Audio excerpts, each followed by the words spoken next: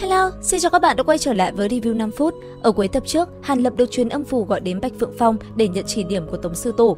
Ngay khi đến nơi, cô nàng yêu cầu Hàn Lập đọc khẩu quyết công pháp đang tu luyện, rồi cho biết Hàn Lập chỉ được ở lại Bạch Phượng Phong 3 ngày và việc lĩnh hội được bao nhiêu tùy thuộc vào cơ duyên của hắn. Lúc này đây, Hàn Lập cảm thấy Tống Sư Tổ đang dò xét tâm thần mình. Vì thế, anh ấy quyết định thẩm vận công pháp Đại Diễn Quyết để bảo vệ tâm thần. Kết quả là sau khi Hàn Lập đọc xong khẩu quyết thì liền bị cho xuống lầu 1 và chờ đợi. Ngay khi bóng lưng hắn biến mất, Tống Mỹ Nữ liền sử dụng truyền âm phù liên lạc với một vị trưởng lão râu trắng. Nàng tiết lộ rằng Hàn Lập không sao, Độ Đông có vấn đề. Nhận được tin, vị lão giả kia suy tư một lát rồi nói, tiểu tử đó đã tế Hàn Nguyệt Luân, bảo vật chấn tộc bị hủy 200 năm trước của Độ gia trong vòng thi tuyển chọn. Có bảo vật này trong tay, đương nhiên sẽ có thể thuận lợi thành công ghi danh thí kiếm đại hội. Năm đó, phó gia chấp trưởng đại quyền ở Bách Xảo Viện có giao tình sâu đậm với Độ gia, mà Độ Đông này là hậu nhân của Độ gia. Theo lý mà nói thì nên bái nhập vào môn hạ của Bách Xảo Viện mới đúng. Chuyện này liên quan đến thánh thụ, không thể nào lơ là được. Dứt lời, lão giả nhìn về xa xăm rồi thầm cảm thán, thông minh linh tê của Tống sư muội càng ngày càng lợi hại rồi. Thời gian rất nhanh trôi qua, 2 tháng sau, tại phía tây của Vân Mộng Sơn, các đệ tử đang náo nhiệt tập trung tại Bách Xảo Viện để tham gia buổi khai mạc thí kiếm đại hội. Trong đó, Cổ Kiếm Môn đến trước, do Khương Vân cùng với Bạch Bích Song Kiếm dẫn đầu. Thấy Lạc Vân Tông chưa có mặt, ai nấy đều tỏ ra khó chịu và không ngừng bàn tán. Đúng lúc này thì phái đoàn Lạc Vân Tông xuất hiện trên một con quái điểu khổng lồ chiếm trọn spotlight. Sự chú ý của mọi người nhất thời va phải nhan sắc khuynh quốc khuynh thành của Bạch Phượng tiên tử. Khi tất cả đã đông đủ thì ban tổ chức cũng liền tuyên bố lý do, giới thiệu đại biểu rồi thông báo thí kiếm đại hội chính thức bắt đầu. Lần này, đại hội được chia thành 3 tổ, mỗi tổ có 22 trận đấu để chọn ra 4 người đứng đầu.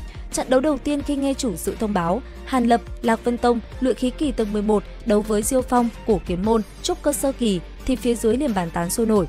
Trên đài chủ tịch, vị trưởng lão của Cổ Kiếm Môn còn lớn tiếng cà khịa.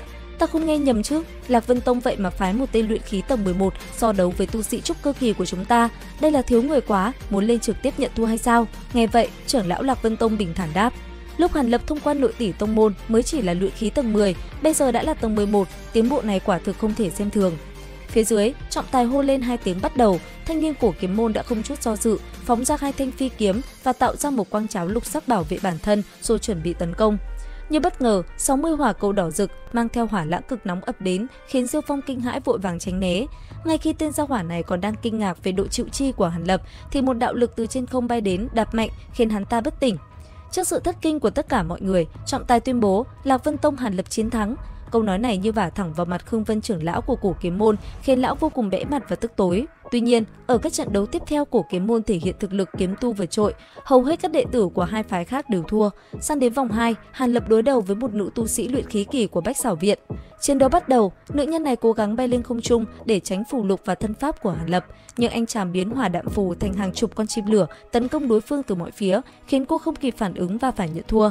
Sau trận đấu này, các đệ tử tam phái bắt đầu nhìn Hàn Lập với con mắt khác. Họ nhận ra hắn không chỉ dựa vào phù lục mà còn có thủ đoạn rất tinh vi.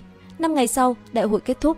Mạnh địch của Cổ Kiếm Môn, sở hữu cửu linh kiếm thể, đã giành chức quán quân với ưu thế tuyệt đối. Hàn Lập sau 3 vòng toàn thắng đã cố ý thua một trận ở vòng thứ 4 trước một tu sĩ trúc cơ kỳ của Bách Xảo Viện. Sau đó, hắn cùng 5 người khác thua đối thủ để tham gia tranh giành vị trí thứ 7 đến thứ 10. Cuối cùng, Hàn Lão Ma giả vờ đã dùng gần hết phù lục và miễn cưỡng vượt qua kiểm tra, giành được vị trí thứ 9. Độ Đông cũng cố tình thua ở trận thứ 4 và sau đó lại cố ý thua Hàn Lập, xếp hạng chót, khiến Hàn Lập không biết nói gì. Bên cạnh đó, Tôn Hỏa vậy mà đệ tử Lạc Vân Tông có thứ hạng cao nhất, giành vị trí thứ 3. 10 đệ tử thắng cuộc đều được phát một kiện khí đỉnh cấp.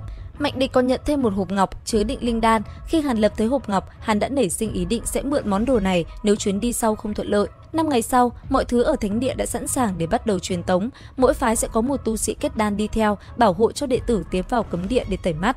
Lạc Vân Tông dù không giành quán quân nhưng có tới 4 slot tiến vào. Không lâu sau, Hàn Lập cùng những người khác được dẫn đến một thông đạo rất dài, được mở trực tiếp trong núi, vách tường rất bóng loáng và cứ vài bước lại có khắc những phù chú văn thâm ảo. Tất cả dừng chân ở một gian phòng đá sạch sẽ, bên trong có một bàn đá màu xanh, trên đó có 10 sợi dây bạc giăng ngang dọc, tạo thành một bàn cờ rất lớn với quân cờ đen trắng trải rộng khắp bàn cờ, dường như ván cờ đang ở thế then chốt. Hai bên bàn cờ, một lão giả mặt dài mặc cẩm y, khoảng hơn 50 tuổi và một đứa trẻ chỉ 7-8 tuổi, môi hồng răng trắng như ngọc đồng chuyển thế, đang ngồi xếp bằng. Đến đây thì cũng hết tập 153 Phàm Nhân Tu Tiên. Liệu rằng hai nhân vật này là ai? Diễn biến tiếp theo có gì hấp dẫn? Ấn đăng ký kênh YouTube Review 5 phút để biết thêm chi tiết nhé. Bây giờ thì xin chào và hẹn gặp lại!